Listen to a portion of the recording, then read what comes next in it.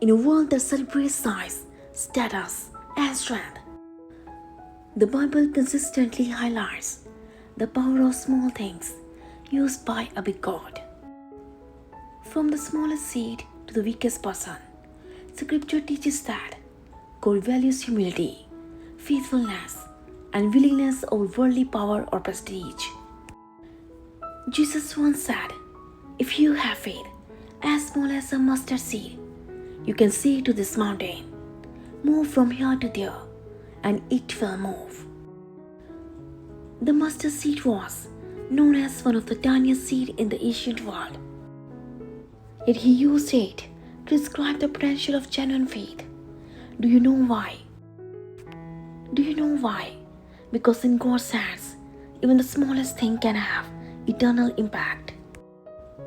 Consider the boy in John 6 who had 5 loaves and 2 fish, while thousands were hungry and disciples saw only lack.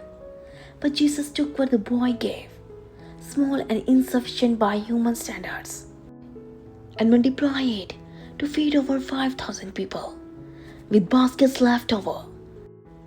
The boy's offering was not amazing, his willingness was. Or think of David, a shepherd boy with a sling and 5 stones. When others saw a giant too big to defeat, David saw a God too great to fail. His faith, not his size, brought down to Goliath. Over and over, God chooses the overlooked to show his power. Why does God work through small things? To reveal his strength.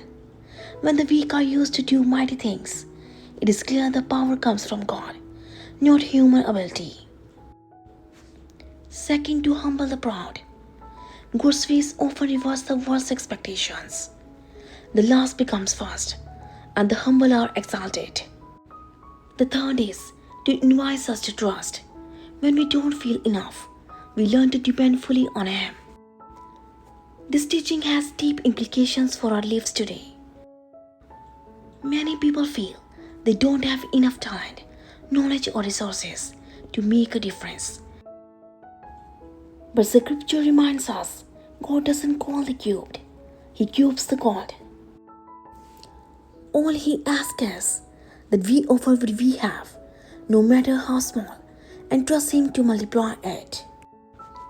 In practical terms, this means a kind word can change someone's day or life.